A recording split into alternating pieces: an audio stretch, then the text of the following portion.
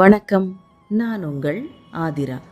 Welcome to Aathira audio books.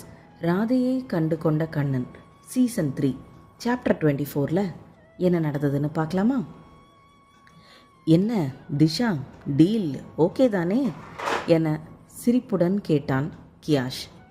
ராதிஷாவால் வெட்கத்தில் நிமிர்ந்து அவனை நேராக பார்க்கக்கூட முடியவில்லை. ஆனால் கியாஷுடைய சந்தோஷத்தை அவனுடைய குரலிலிருந்து அவளால் புரிந்து கொள்ள முடிந்தது. இந்த இரவின் நீளமும் அவனுடைய அருகாமையும் அவளுக்கு சொல்ல முடியாத சந்தோஷத்தை அள்ளி கொடுத்தது. ஒன்று மட்டும் உறுதி, இனி கியாஷும் ராதிஷாவும் சிறு வயதில் இருந்தது போல் இருக்கப் போவதில்லை.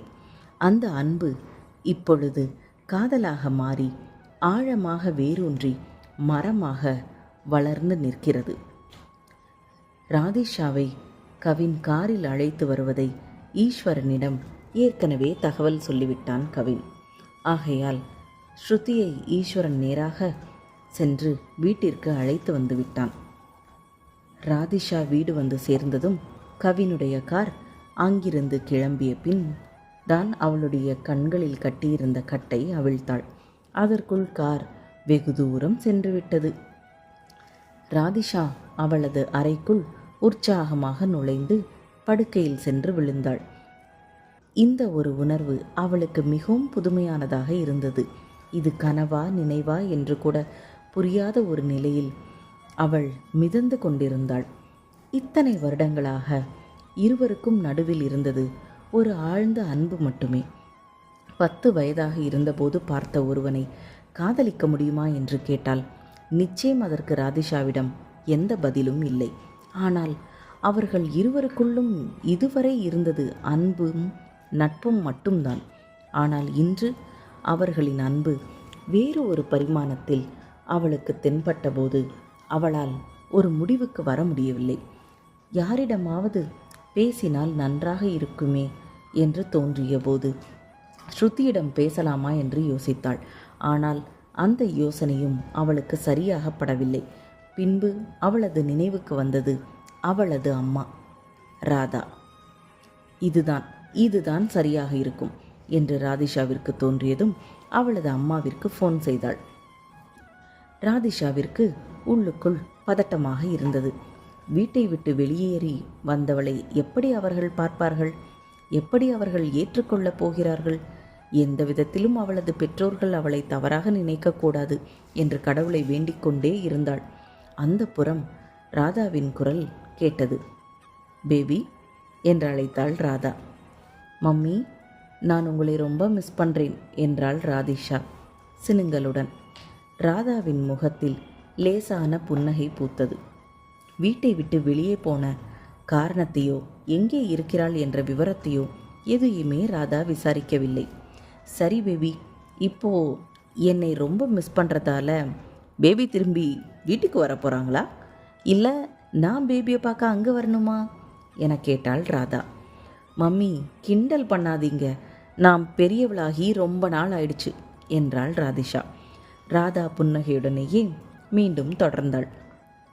நீ எவ்வளவு வயது ஆனாலும் சரி, திருமணம் முடிந்து நீயும் ஒரு குழந்தையை பெற்ற பின் ஒரு அம்மாவாகத்தான் இருப்பாய்.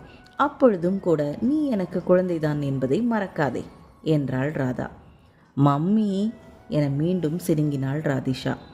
சரி, நீ உன்னுடைய கியாஷை பார்த்து விட்டாயா என நேராக விஷயத்துக்கு வந்தாள் ராதா.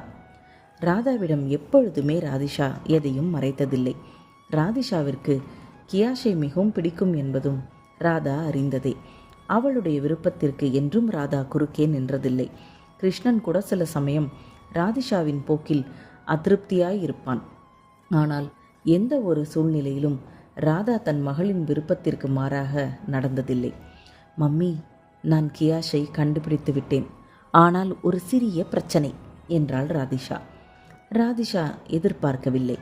இருவருக்கும் இடையில் இருந்த அன்பு இப்போது வேறொரு பரிமாணம் எடுத்து நிற்பதனால் அவளால் இதை எப்படி ராதாவிடம் சொல்வதென்று தெரியவில்லை. ராதா, பரவாயில்லை, எதுவானாலும் என்னிடம் சொல் என்றாள்.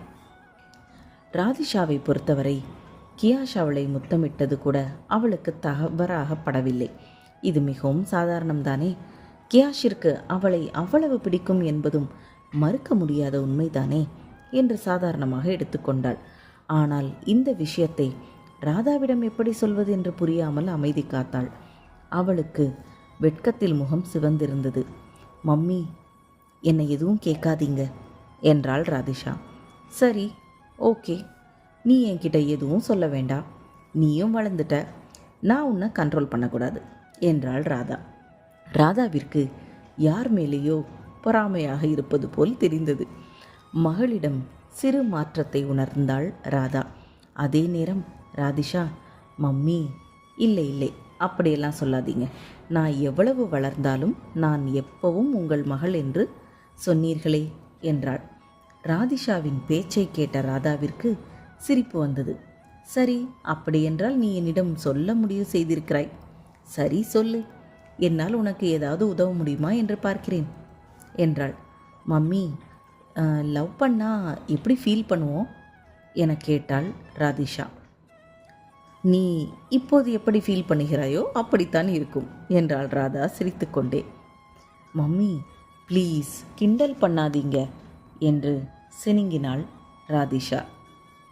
ராதிஷாவின் பேச்சை கேட்ட ராதாவிற்கு குபீர் என்று சிரிப்பு வந்துவிட்டது.